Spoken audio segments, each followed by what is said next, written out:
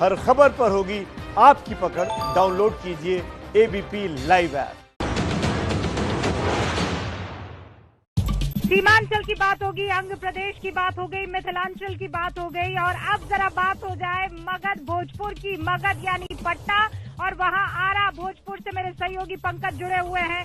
लेकिन 69 सीटों पर कौन राज करने वाला है, जनता किसको पसंद करने वाली है, रोमाना अब आपको बताएंगी एक नए अंदाज में।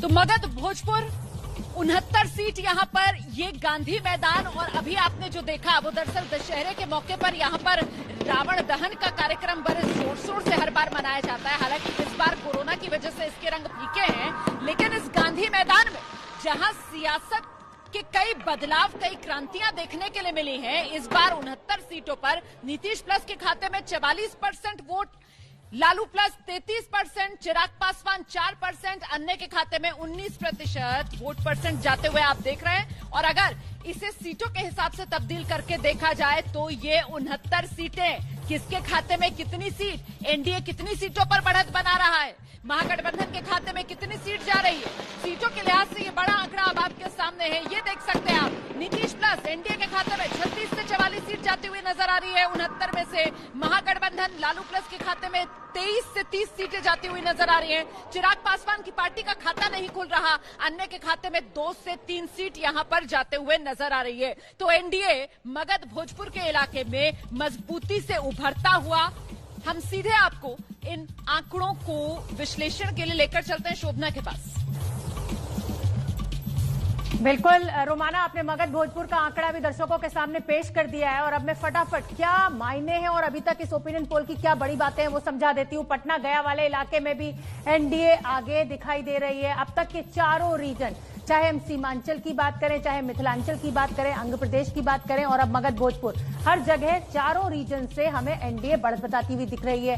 एनडीए के पक्ष में एक तरफा माहौल दिखाई दे रहा है, यानी नीतीश कुमार जो विकास पुरुष की उनकी जो छवि है उस पर वो आगे बढ़ते हुए दिखाई दे रहे हैं। बिहार में कोई भी तीसरा विकल्प, चिराग पासवान, ऐसा माना जा रहा था कि वो एक युवा चेहरा निकलकर सामने आएंगे। प्रधान संपादक शशि शेखर जी हिंदुस्तान के मेरे साथ जुड़े हुए हैं। शशि शेखर जी, देखिए इन आंकड़ों से ये तो साफ है कि एनडीए को क्लियर कट मेजॉरिटी मिल रही है, लेकिन मेरा सवाल इससे इतर आपसे ये है कि आपका आकलन क्या है, इसमें बीजेपी को ज्यादा सीटें मिल रही हैं या जेडीयू को?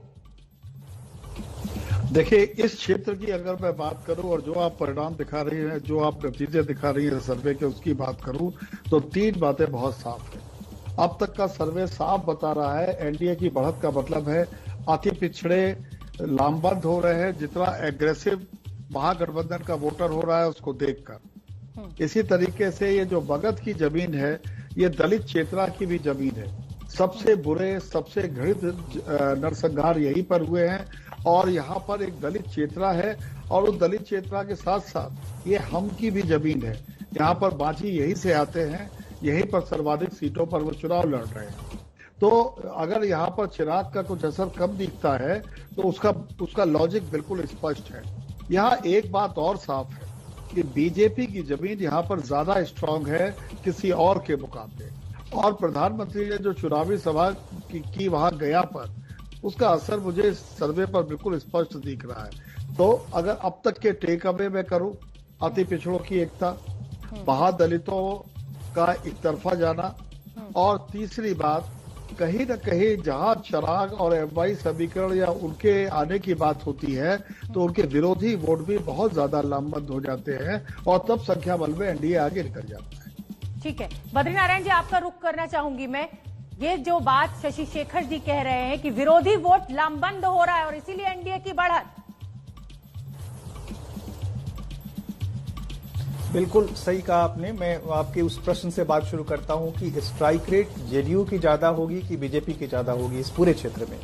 मुझे लगता है कि जो नीतीश को एंटी इनकम्बेंसी का थोड़ा घाटा होगा जेडीयू को, और बीजेपी को वो उतना हर्ट नहीं करेगा। तो बीजेपी का स्ट्राइक रेट बेटर होना चाहिए। दूसरा, जो ये दलित चेतना का जो वामपंथी जो धारा है उसका क्षेत्र है, तो अगर यहाँ पर, लेकिन यहाँ क्या है कि जो दुसाध जाति है, जो रामविलास पासवान के आधार जाति है, वो पूरे उत्तर बिहार में 4% के आसपास है।